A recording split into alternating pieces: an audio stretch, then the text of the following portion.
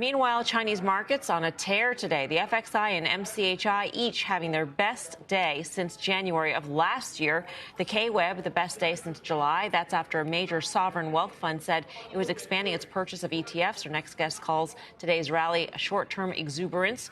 Dewardric McNeal is senior policy analyst and managing director at Longview Global and a CNBC contributor. Dewardric, always great to see you. Of course, there are a number of measures that China regulators were going to talk to President Xi Jinping about. So the president actually getting a briefing about the markets, particularly the timing of it ahead of the Lunar New Year. Are you optimistic that there will be more measures unveiled? Well, I think let's just start with this one with market intervention, Melissa. I think that unfortunately this is probably just a short-term sugar rush as we're seeing heavy intervention by the Chinese state. I hope that we're going to see a larger focus on the broader economy, not just equity markets, because I think what's missing here, Melissa, is some sort of confidence that is going to be injected into consumers, the private sector, and we have yet to see the government really willing to pull back the layers of what I think is needed in the mainline economy, not equity markets. And until we see that, I think this short-term exuberance, as I call it, will fizzle at some point, because this is not the real challenge that China is facing at the moment.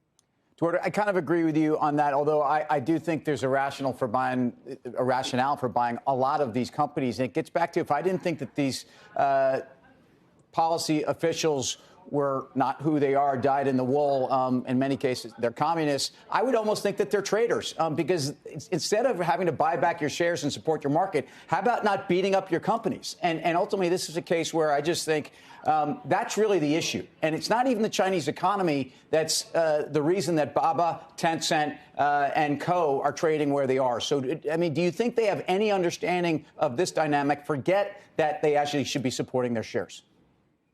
Well, Tim, I'm glad it's you, because I wanted to talk to you about Baba. I know you have a real interest there. I think Baba has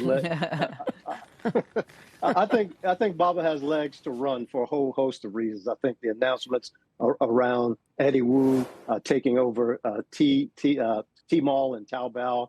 I think Jack Ma and Joe Tsai buying up shares. But when it comes to larger equities, Tim, I think the real question I have is whether or not the other goal that the government has, which is bringing foreign investors back to this market because there's a bottom. I don't know that I see a bottom here at all, Tim. So that would be my concern. But the real question, whether or not FOMO, the fear of missing out, is a stronger draw than what I call FODCOM, which is the fear of what's to come. And that's where I'm always hesitant about the Chinese market, equity markets as well, because I just don't know what's around the corner. Fear of FOW, what's T? See, it's very catchy word. He's bad at the game too. You might be right, exactly, but he's it's not very. It doesn't roll off the tongue at all, Dewardric. But we'll let you work on that. Some would argue though that the Chinese government is actually going about this in the smart way, because the old playbook was to throw money at whatever sector was failing, and that in turn, developed into a property bubble. And what we have right here, they're letting some people fail. They're letting some companies go under. They're sort of letting the rationalization happen. Maybe in the long run, do you think in the long run that's actually better for the Chinese economy? I think until we have some answers, Melissa, on how we deal with the mainline Chinese economy and the issues around what they really need is a new growth model here. We've talked about this over and over and over again.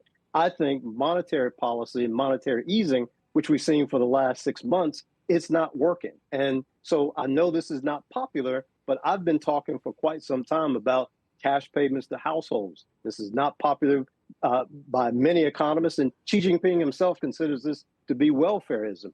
But at some point, you have to try something different to get the mainline economy going. And this overfocus on the equity markets, I don't think is the answer.